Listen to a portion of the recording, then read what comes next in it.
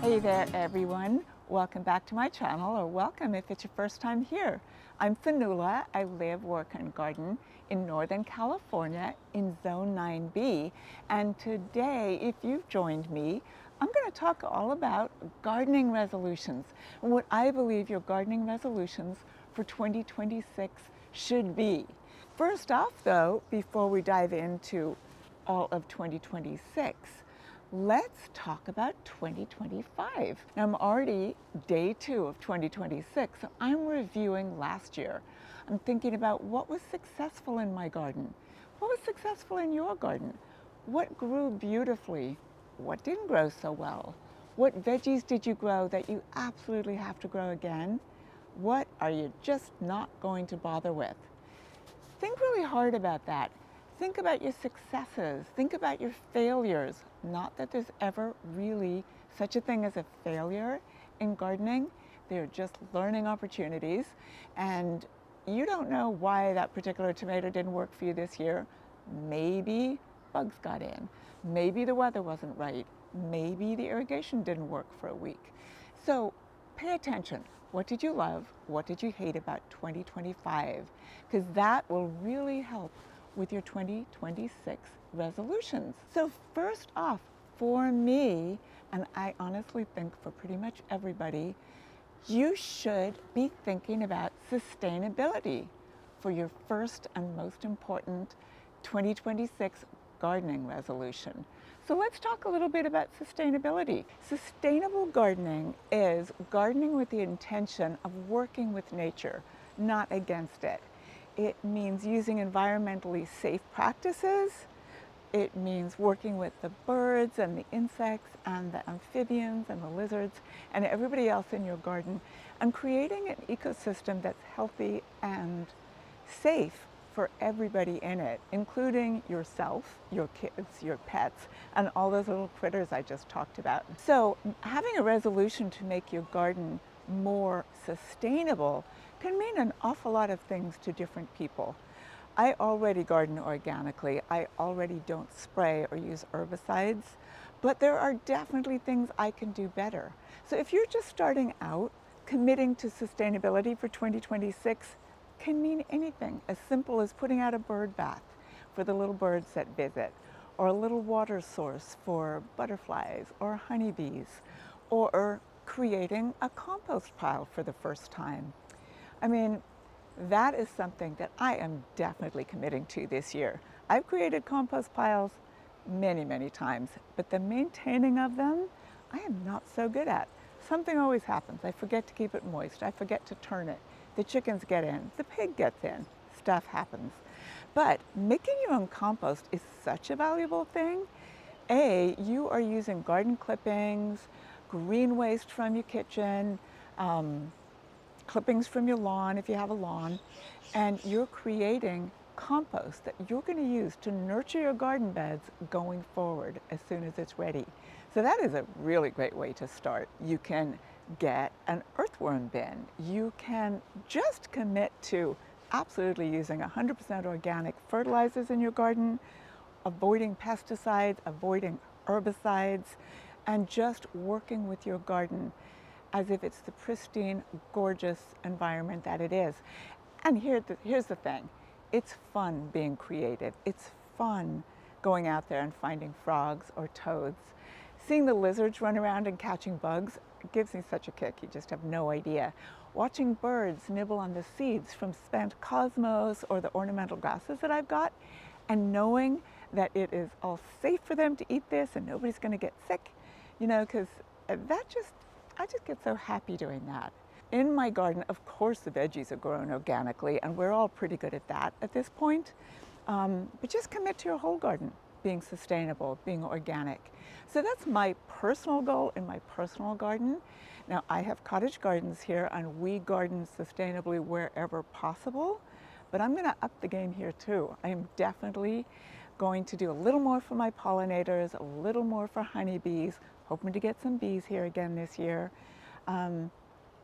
There's always something you can do. There's always some way that we can work with nature. Plant a pollinator garden. If you've never done that before, oh my goodness, there are so many choices that the pollinators are just going to love. You can focus on butterflies, and that kind of opens things up too, because there's a lot of host plants that the butterflies love, not just nectar. Or plant a hummingbird garden, attract hummingbirds into the garden. There's literally so many fun things that you can do to make your garden more sustainable, more wildlife friendly. Plant more natives. Plant natives local to your own environment. It's a fun challenge. It is definitely a resolution. It makes you more conscious of your surroundings, of nature, of which butterfly is flying through, and what's the hummingbirds that hang around in the winter around here. You pay a lot more attention, and that is a good thing. One more thing to say about sustainability. Roses. Our roses are just coming in right now, and a lot of people think roses are really super tricky, hard to grow, need spraying, need all kinds of things. Most roses don't need all of that fuss. You can definitely grow roses sustainably. There's a couple of fussy roses around here, and if you come in and want to know about them, I'm happy to tell you. But with current breeding and current, the way we take care of them, there are definitely roses that you're not going to have to spray and that you can just use organic fertilizers with.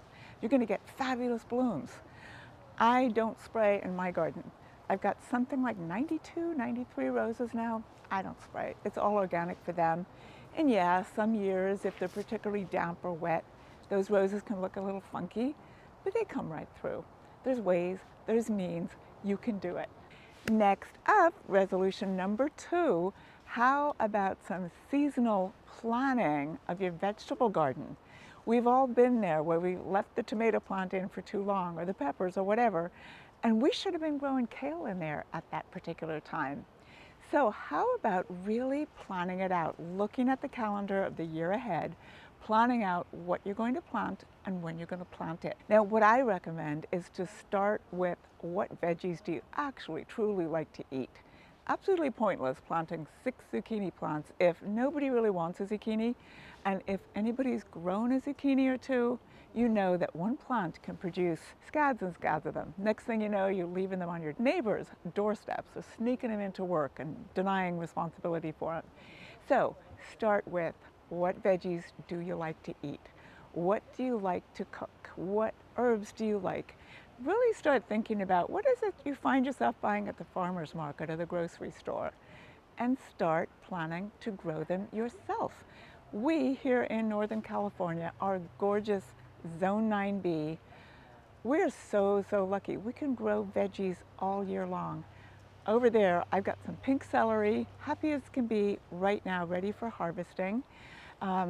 I've still got some peppers on the plants. It is January 2nd. There are still some peppers. It's kind of crazy. We are pulling them out, and we are planning to grow something else in there real soon.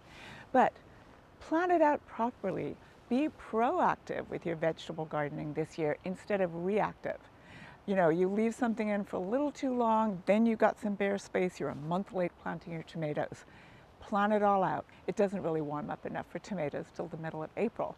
So mark your calendar, middle of April. Make sure you've got that space available, your soil has been all prepped, everything, all the veggies you've just pulled out of that area a little while back, they would have used up a lot of nutrients. You're going to want to add some more in. But yeah, plan it out properly so that you can envision going forward what you're going to be harvesting in October or in July, what you're going to be planting in April or August.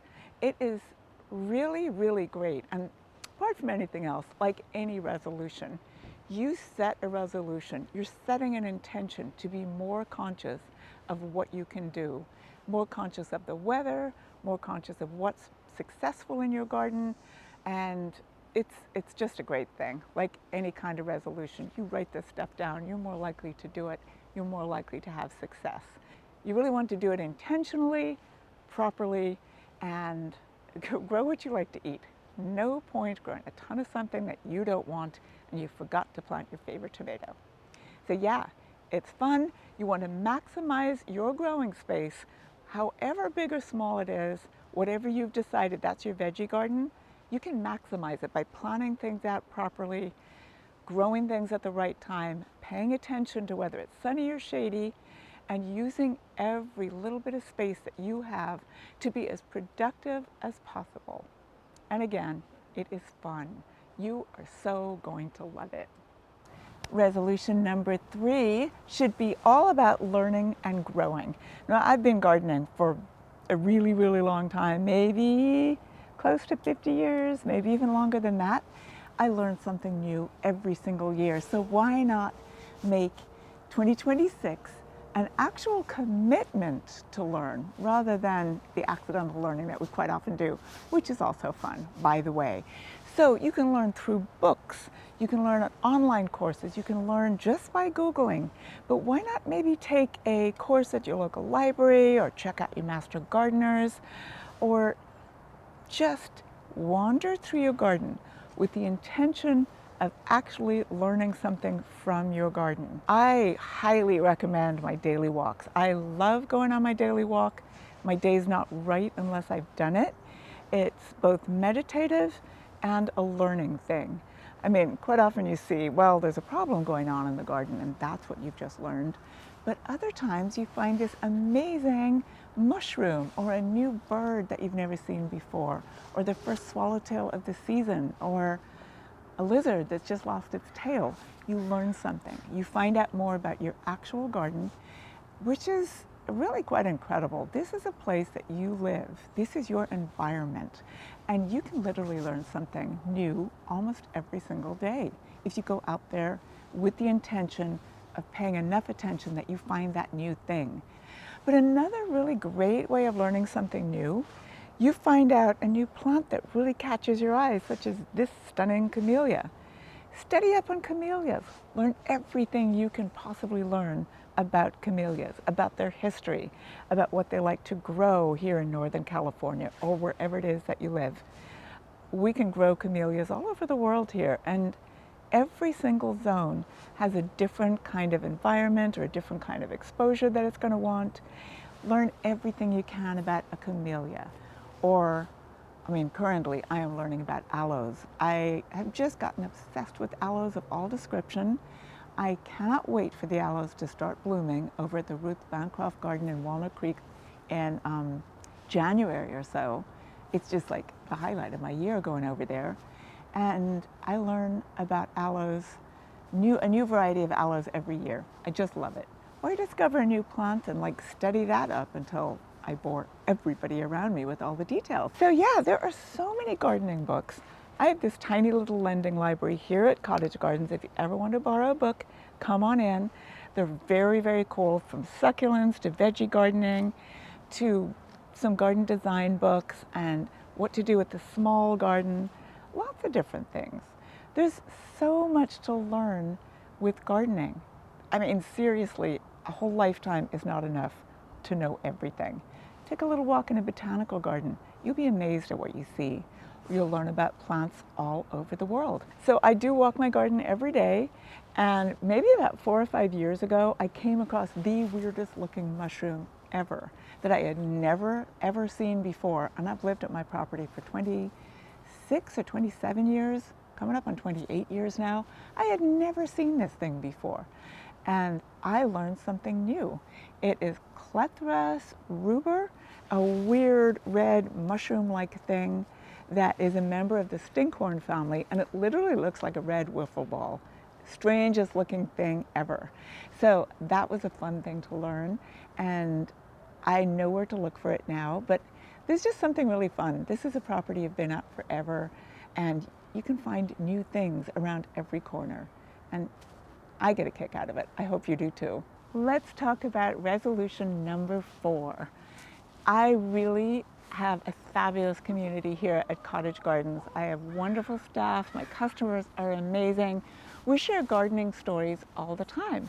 Now, not everybody is as lucky as me, so what I really suggest is encourage community somehow. Share your stories on social media.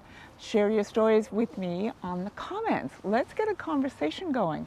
Drop by Cottage. Let's chat about our gardening successes and failures.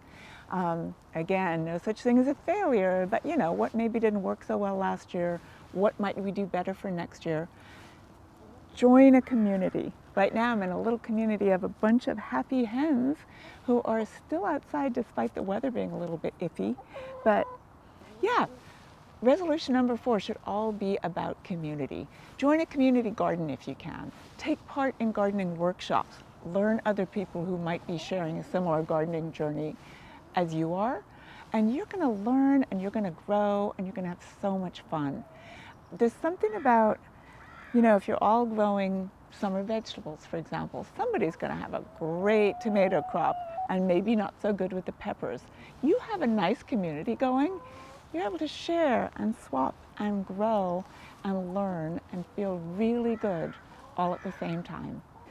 Finally, resolution number 5 is, or should be, or it's definitely something I'm going to do, is more self-care in the garden. And by that I mean relax in the garden. Set up a really nice, serene, calm space where you can sit and admire all the hard work you've been doing.